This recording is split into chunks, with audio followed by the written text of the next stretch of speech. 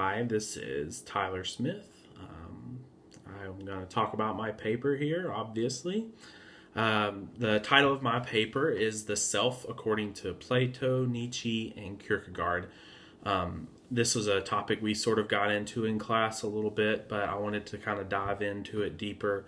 It's a topic that I made some connections with whenever we were reading some of the works by these people and reading some of the forums about this topic of the self. I think that a big part of what has interested me in this topic is that I just feel like it has so much to do with what we believe about sin in human beings. We believe what drives us to sin as people. I did try to focus really hard on this being a philosophical paper, a paper in philosophy, since that's what this course is. So the paper doesn't get into the theological implications of it. This is one of those paper more that I hope whenever it's read, it can be interpreted as having some implications for our theology as Christians. But I try not to get into that into the paper. I try to be more abstract about it and about just the ideas behind these thinkers. The thesis of the paper is it's kind of hard to point out because it's really just like a comparative analysis that I'm doing in the paper. So the thesis would simply be it describes how these three thinkers view the self, revealing some of their differences and their similarities. And I go through those thinkers. Nicholas Lenin, he did his project on the Eucharist, and in his video he talks about Kavanaugh's book, Torture in Eucharist. And I think that this was a great example, as I pointed out in his forum, of a practical use of the philosophical concepts that I address in my paper. He talks about how in that book, Kavanaugh talks about what's going on in Chile with the disappearances and murders that are going on, and all of these atrocities are going on. And the Catholic churches, in like for the most part, the Catholic Church responds by saying, our concern is with the soul or with the spirit.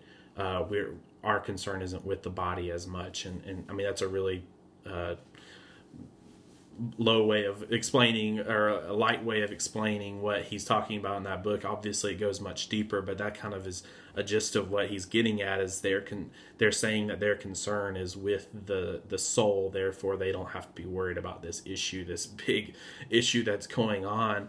It's kind of like turning a blind eye. And I think that the view of the self as like what a person is, but not just what a person is, but what a self is, has a big influence on that. So the reason I choose Plato is because of his influence in the West. And then so the question obviously is, why would I choose Nietzsche and Kierkegaard?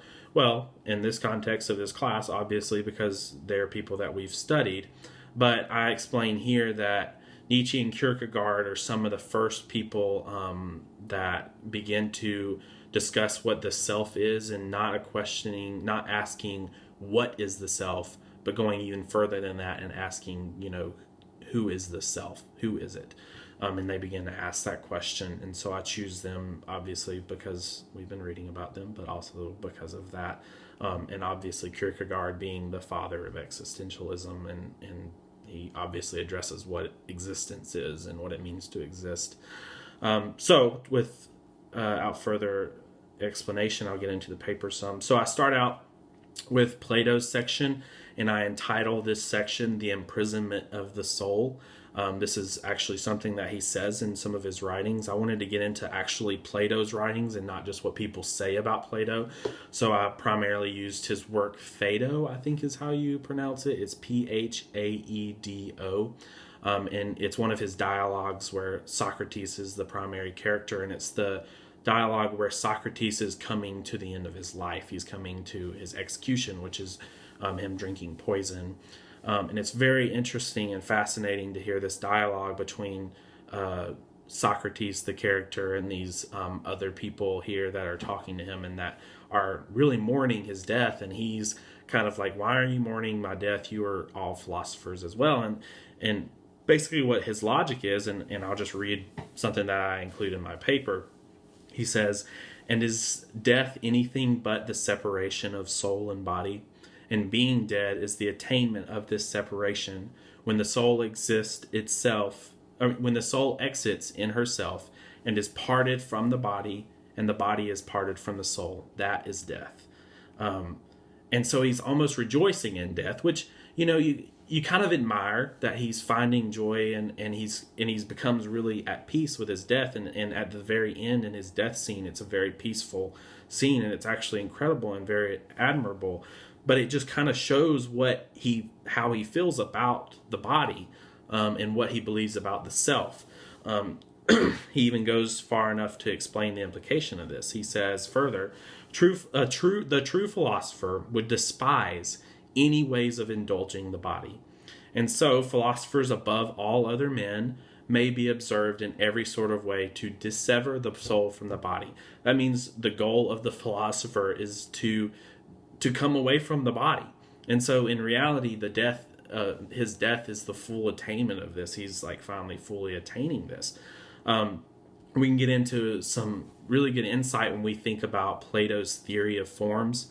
Platonic thought tells us that the things we experience with our bodies, not just our bodies themselves, but everything that we experience with our bodies is not true reality. There is something beyond this that is the true reality. And his theory of forms gets into this, and especially the form of the good. And because of this, the body becomes the problem.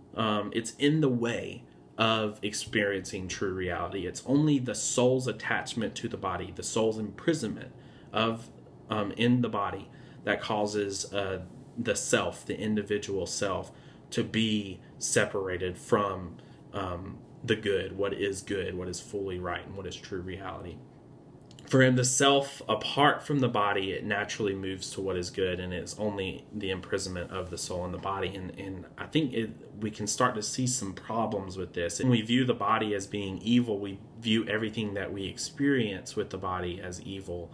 And that causes us, even though I don't know if Plato's intentions were this, but it causes us to not care for the things that are experienced with our body. And I talk a little bit about how this causes us to not care for the earth, because the earth is not an eternal thing.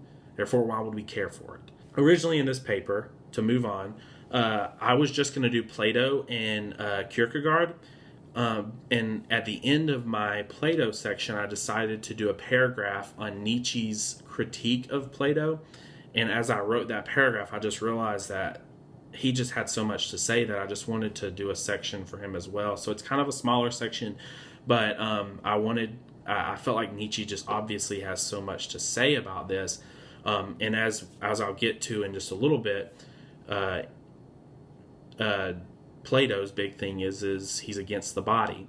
Well, what we find out in Nietzsche, and I'll just go over this briefly because I'm already at 12 minutes, is that Nietzsche has a problem with this idea of the eternal, like this obsession with the eternal. Really, he says there's this one guy who writes in his book at the beginning that Nietzsche wanted to surpass the good of Platonism because he believed it to have turned against nature, the body, and its senses, and thus eventually against our capacity for creative, flourishing life.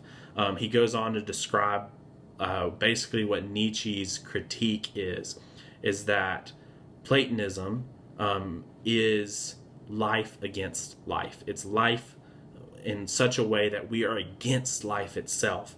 Because for Nietzsche, there's nothing more real than what we're experiencing right now, what we're experiencing with our senses, with our bodies.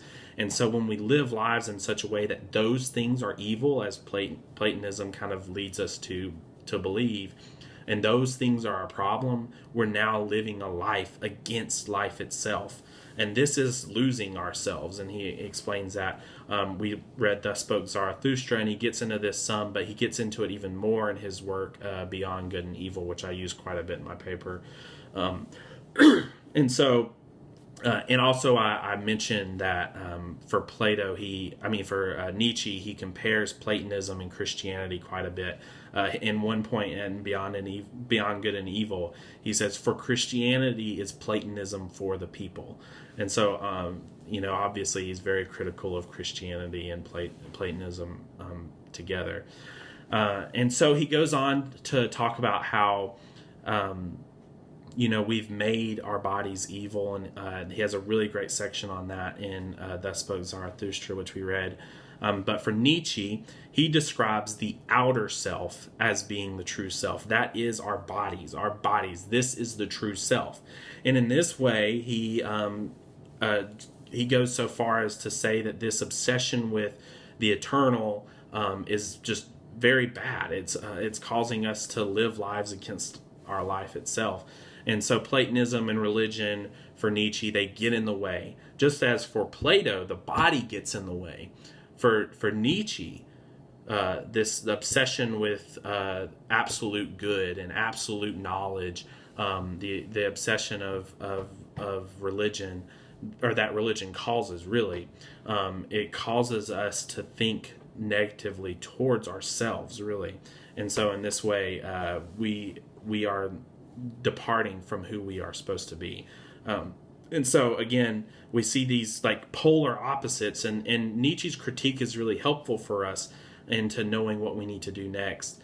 And so these just polar opposites of Plato saying, the body is what's in the way, and Nietzsche saying our obsession with the eternal, that's what's truly in the way of us living lives as we're supposed to as human beings. What I found was that these two have created these polar opposites of one being against the body and the other being against the idea of the spirit. He kind of talks about the soul and the spirit as an aspect of who we are as people, but his problem is the way that Platonism has caused us to believe that is what is truly ourselves. Well, what I found is that Kierkegaard really, he's really in right in between of these two extremes. Unlike Plato obsessing with the soul and being anti-body, he finds the importance of the body, but at the same time, unlike Nietzsche, he also finds the importance of the eternal. That's what connects us to our Creator and our God, and is really important for us as a self. What he says in A Sickness Unto Death, which we read, a human being is a synthesis of the infinite and the finite, of the temporal and the eternal, of freedom and necessity. In short, a synthesis. A synthesis is a relationship between two. He goes on in great detail. We've read that section, that early on section in The Sickness Unto Death, where he is talking about the self and what the self is. And basically what it boils down to is the self is the very relationship that happens between the eternal, our soul, and the temporal, our bodies. It is that relationship that is crucial. And so it's not, so he clearly doesn't hold a Platonic view of the self. But at the same time, he still would recognize that there's two aspects of the self. And for him, a human being is not a self without those two aspects and without that relationship. And he goes further and he talks about the sickness, that despair that causes us to not be ourself. That's really what it boils down to, is despair causes us to not be ourselves. And it's that return to ourselves that's crucial for overcoming this sickness unto death. And he goes on to kind of talk about how, and here's a section from my paper that I found to be really important, and it's got a couple quotes from him. Kierkegaard says, every moment that a self exists, it is in the process of becoming. But at the same time, Insofar then as the self does not become itself, it is not itself. So really what it boils down to is you're either in the process of becoming or you're in the process of losing yourself. An individual is either in the process of becoming itself or losing itself, and this is what despair is. Furthermore, every moment in which human existence has become or simply wants to be infinite is despair. So, and what I say here is that it sounds like Kierkegaard is speaking to every Platonist and Christian, and even Plato himself, when he says this. He says the desire to become infinite is despair. It's the act of losing yourself. This obsession with the infinite and only wanting to be infinite. The desire to become infinite is a very act of losing oneself in this way. And furthermore, he explains the fantastic, which leads a person out into the infinite in such a way that it only leads him away from himself and thereby prevents him from coming back to himself. I think that he does a great job here of explaining the importance of both the finite and the infinite. Kierkegaard believes the self is only truly the self when the infinite and the finite are reconciled. It's that relationship that is crucial. And this way we find that our bodies are as equally as important as our spirits. Not almost as important, not important at all, but are equally as important as our spirit. Our body and soul is equally as important. And then there's two things that come out of that stand out as being really important for all of these thinkers. One is that it seems like humans are always doing the opposite of what they need to be doing. For Plato, obviously, he says that the body is bent on, moving towards what is evil when they think that it is good. Nietzsche is a little different in that he says our natural tendency is what's right. Our self-preservation, these things are crucial and what make us a human, what makes us a self. But at the same time, he sees this problem of being obsessed with the infinite and the absolute truth, especially. That's where his problem is, and he thinks that humans kind of desire that naturally to know what is absolutely true. And then Kierkegaard also believes that despair is a universal thing. The act of losing oneself is a universal thing for human beings, a universal problem for human beings. And then the second thing is their concern with God. So in the dialogue, Phaedo, Socrates explains his view of the relationship with God, and it's simply that they are possessions of God, and so because they are possessions of God's, their only concern should be to get to be with their gods, and that is through reaching what is the ultimate good. And so then obviously Nietzsche has a problem with this absolute truth that Plato seems to be striving for and really asserts the self in the reality of the self. This is where Nietzsche has a problem, and he says, obviously that he makes the statement, God is dead, for he has seen what believing in absolute truth has done to people. It's caused them to live life against life. And he speaks very harshly to the Platonists and to Christians as well when he says, to the despisers of the body, I want to say my words. I do not think that they should relearn and teach differently. Instead, they should bid their own bodies farewell and thus fall silent. That is tough. He's saying, since you don't like your bodies anyway, just go ahead and die, basically. And then Kierkegaard believes that the salvation from despair is being reconciled in both of those, which is crucial. A crucial aspect of that is having a relationship with God, and it can only be done through a relationship with God, is what he says. Okay, so I'm way over. I'm probably going to edit this down to where it's shorter. But that is the end of my video. Thank you so much for listening. I would love to engage in conversation on the forums. Thanks.